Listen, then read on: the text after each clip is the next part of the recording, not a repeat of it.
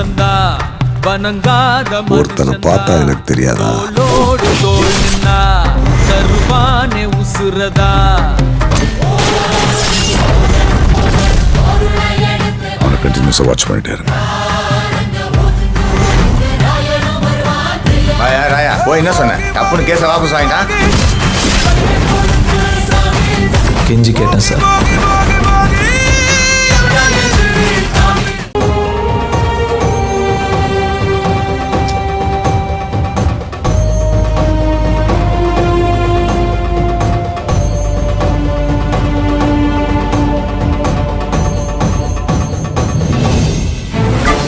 கல்யாணம் ஆனா எல்லா புருஷனையும் பொண்டாட்டிங்க கைக்குள்ளதான் வச்சுப்பாங்க.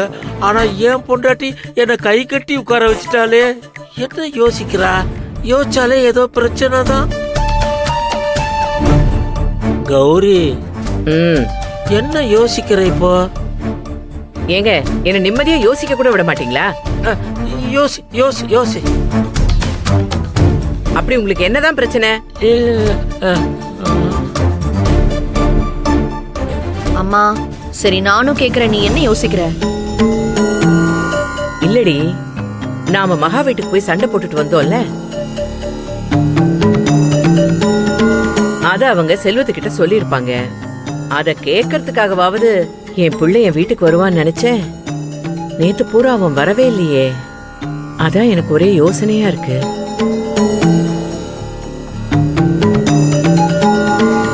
ஒருவேளை இந்த விஷயத்தையும் அவங்க கிட்ட சொல்லாம மறைச்சிருப்பாங்களோ? இருக்குமா, செல்வத்துக்கிட்ட சொன்னா அவன் கோவப்பட்டு நம்ம கிட்ட சண்டை போட கிளம்பி இங்க வருவான்.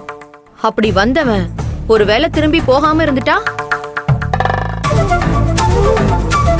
அதுக்கு பயந்துதான் அவளுங்க செல்வத்துக்கிட்ட இத பத்தி சொல்லாம இருந்திருப்பாளுங்க. ஆனா நம்ம அவ்வளவு தூரம் போய் சண்டை போட்டுட்டு வந்திருக்கோம், அதுக்கு எந்த பிரயோஜனமும் இல்லாம போயிடுச்சேமா.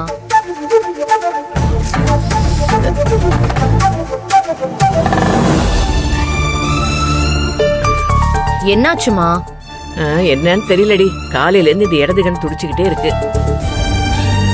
கௌரி, பொம்பளைங்களுக்கு இடது கண் துடிச்சா வீட்டுல ஏதோ நல்லது நடக்கும் போது அர்த்தம். எனக்கு நல்லது நடக்குதுன்னா என் பிள்ளை செல்வம் அந்த மகாவை விட்டுட்டு நம்ம வீட்டுக்கு திரும்பி வர்றதுதான். ஏன் வெண்ணிலா, செல்வம் வருவான்ல? கண்டிப்பா வருவாமா.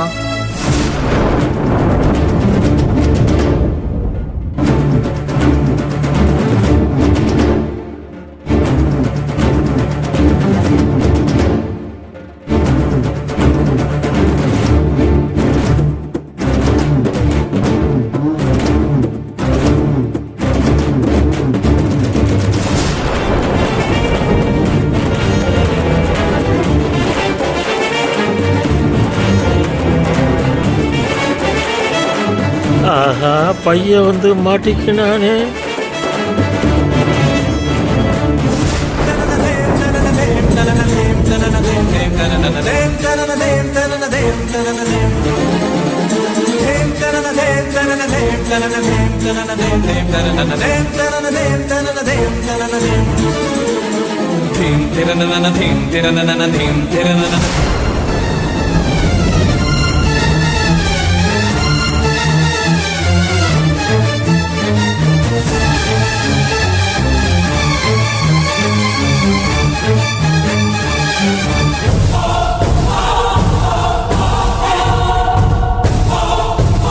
ஏய் நில்லுடா,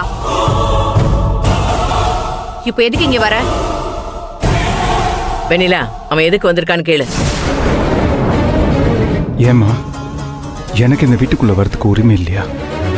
அவன் மட்டும் வந்திருந்தா பரவாயில்ல, அவளையும் கூட இழுத்துட்டு வந்திருக்கான்ல. அவனுக்கு கொடுக்குற மரியாதை எல்லாம் நான் அவளுக்கு கொடுக்க முடியுமா? என்ன விஷயம் கேட்டு அனுப்பு. அம்மா, ஏய் இருடி. ஏமா இப்படி எல்லாம் பேசிட்டு இருக்க? மகாவோட வரதுக்கு எனக்கு உரிமை இல்லையா? ஏண்டா, எப்படா வாய்ப்பு கிடைக்கும்னு பார்த்து மாமியார் வீட்டுல போய் செட்டில் ஆயிட்ட, இப்ப என்ன அம்மா நொம்மான்னு வந்து உரிமை கொண்டாடுற? அக்கா, நீ கொஞ்சம் பேசாம இருக்கியா? நான் அம்மா கிட்ட பேசிட்டு இருக்கேன். அம்மா, என் ஃப்ரெண்டு பாபு இருக்கான்ல, அவன் வீட்டுக்கு மேல ஒரு வீடு காலியாக இருக்குன்னு சொன்னான். அதனால நானும் மகாவும் அந்த வீட்டுக்கு தனி கொடுத்துட்டு போகலான்னு முடிவு பண்ணியிருக்கோம்.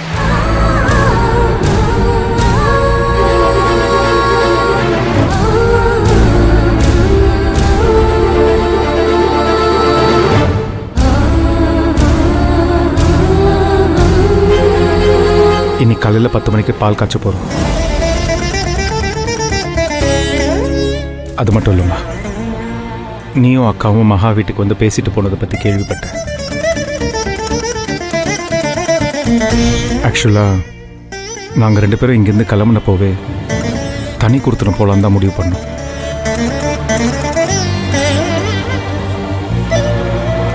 ஆனால் உடனே வீடு கிடைக்கணும்ல, அது கொஞ்சம் அவகாசம் வேணும்ல.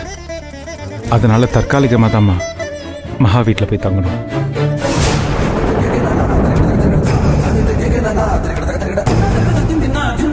ஆனா அங்கேயும் இருக்கக்கூடாதுன்னா தனி கொடுத்துன போறதை தவிர வேற வழி இல்லைம்மா.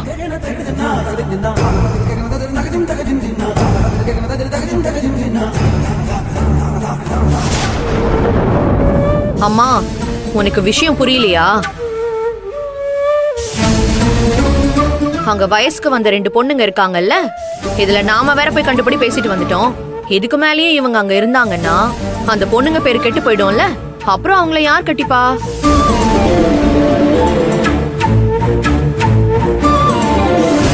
இப்போதைக்கு தனி கொடுத்தனும் போற மாதிரி போயிட்டு அவங்களோட கல்யாண காட்சியெல்லாம் முடிச்சிட்டு அப்புறமா சார் போய் அந்த வீட்டோட மாப்பிள்ளையா செட்டில் ஆயிடுவாரு. இதுதான் அந்த கூட இருக்கிற மகாராணியோட திட்டமா இருக்கும். அக்கா, தயவு செய்து சொல்ற, உன் கற்பனைக்கு தோன்ற மாதிரி உன் இஷ்டத்துக்கு வாய்க்கு வந்தபடி பேசாத. மகா பத்தி தப்பா பேசாத. அவங்கள பத்தி உனக்கு என்ன தெரியும்? எனக்கு ஒண்ணும் தெரியாதுப்பா.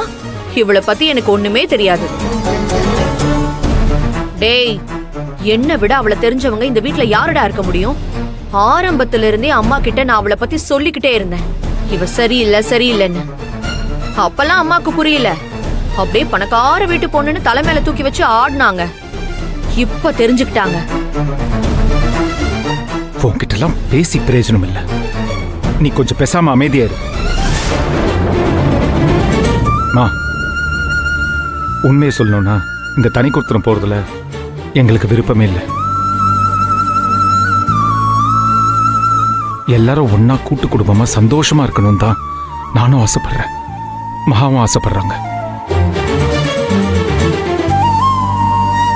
ஆனா நீயே என்னை வீட்டு விட்டு போக சொன்னதுக்கு அப்புறம் நான் மகாவை கூட்டிட்டு போகாம வேற என்னமா பண்ண முடியும்?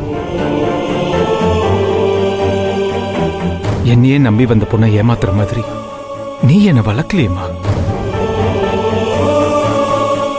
அதனால்தாம்மா நான் மகா கூடவே நிக்கிறேன்.